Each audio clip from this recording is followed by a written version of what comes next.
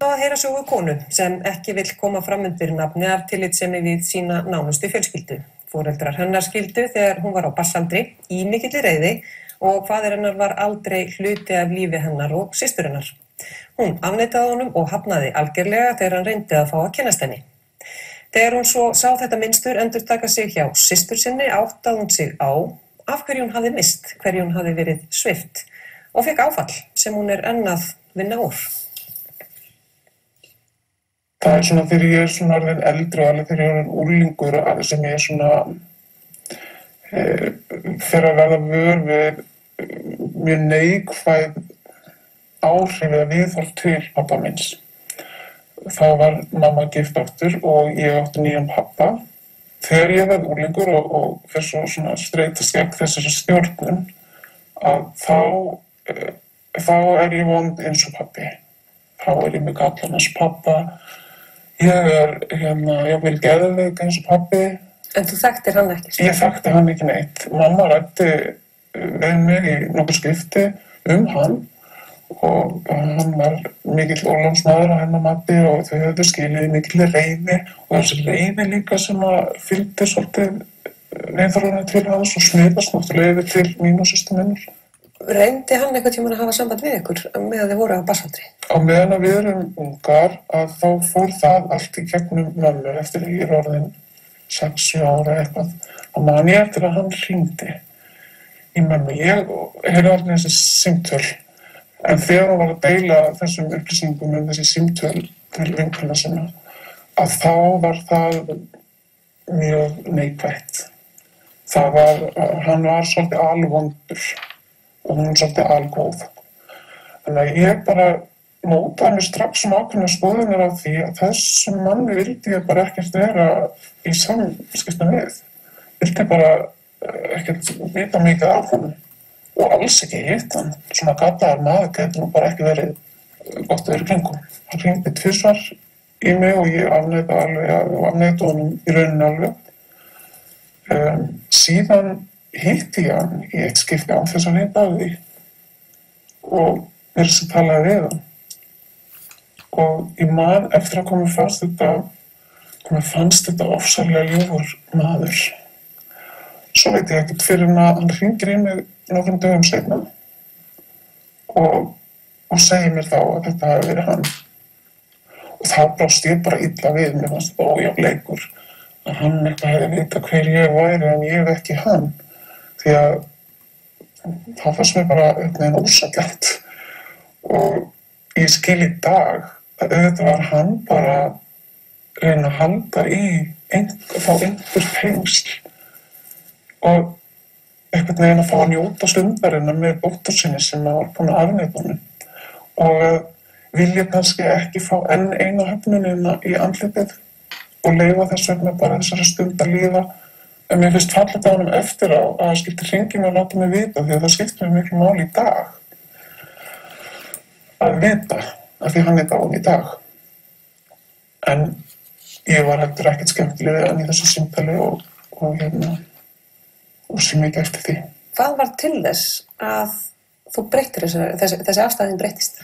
Systir mín verður óheppin með barnsföður og þau eru ekki saman en það eru samskipti milli hans og barnsins mjög mikið erfiðleikum háð.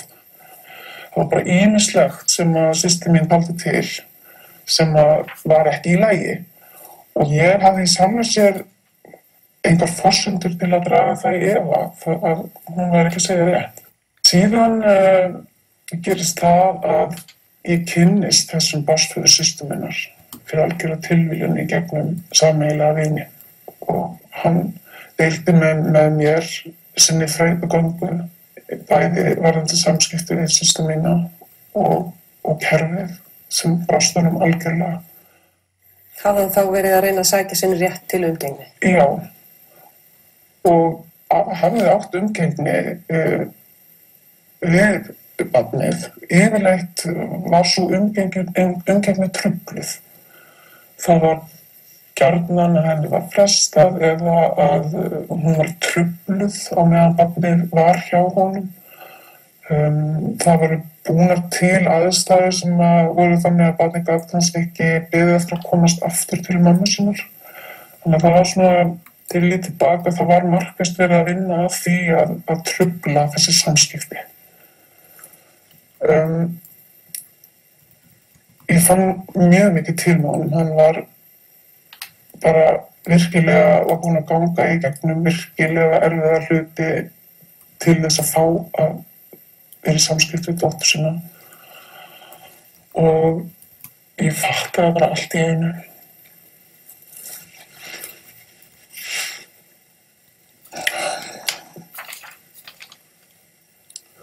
Þetta var það sem ég hafði gert pabba mín.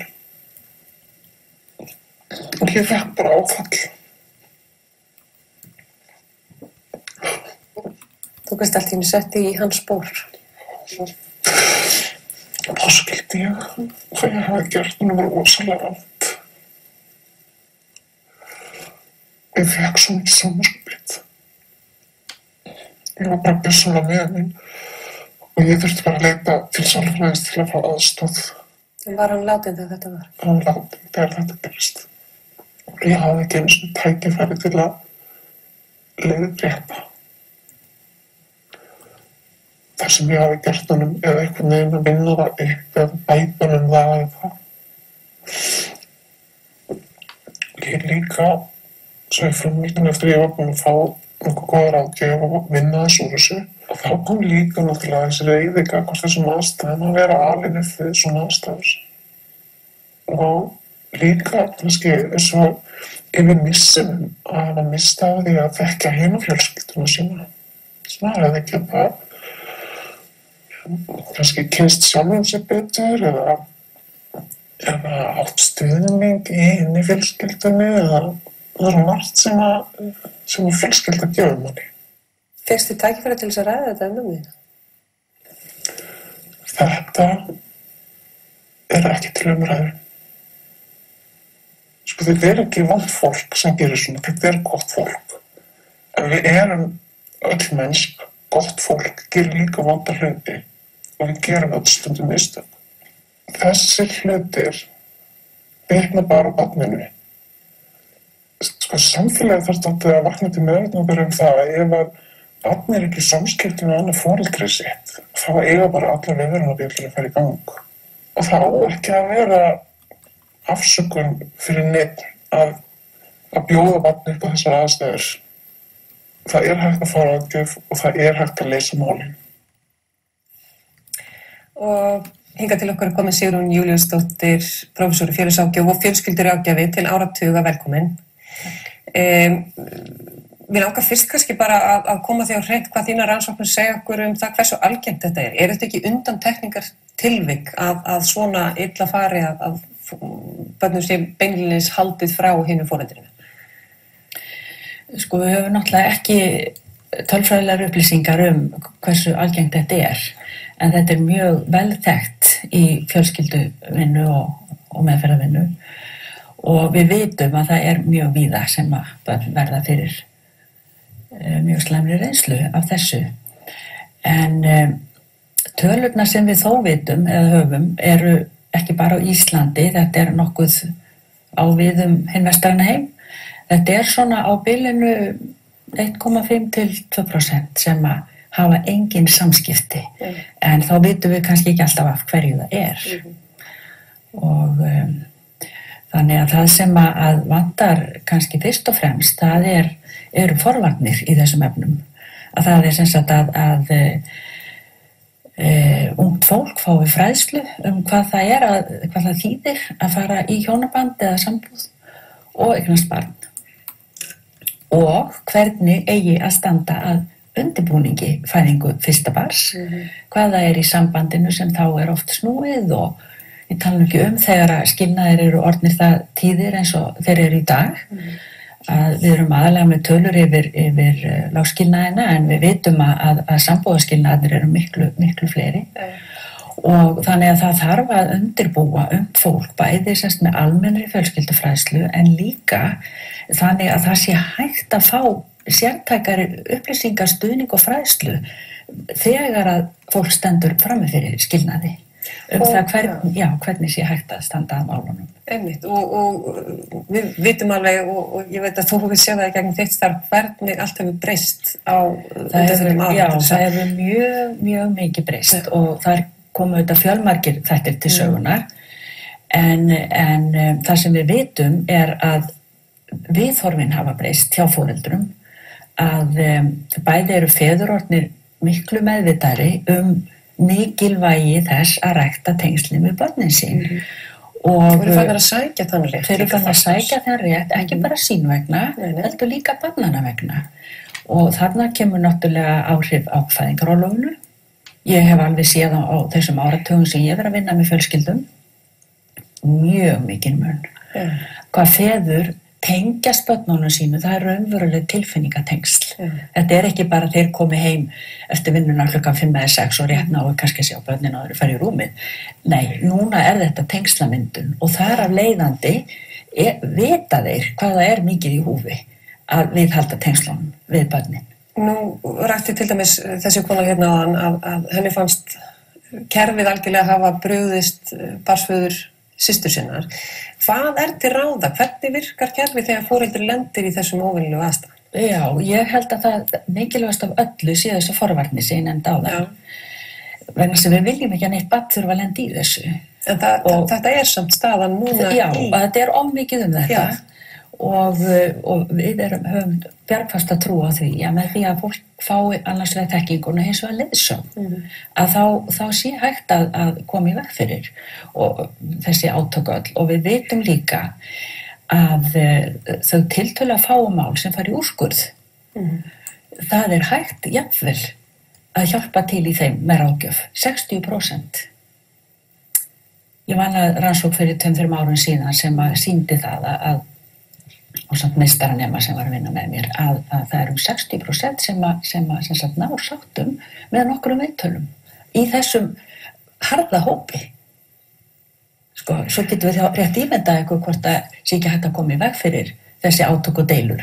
En það ekki alltaf þannig að fólk sé tilboð jafnvel þótt ráðgjöfin standi til boða og allt á annar aðeilinn vil ég taka þarna að þá ekki víst að hinn aðeilinn sé tilboð til þess. Það kemur fagmennskandi skjalana.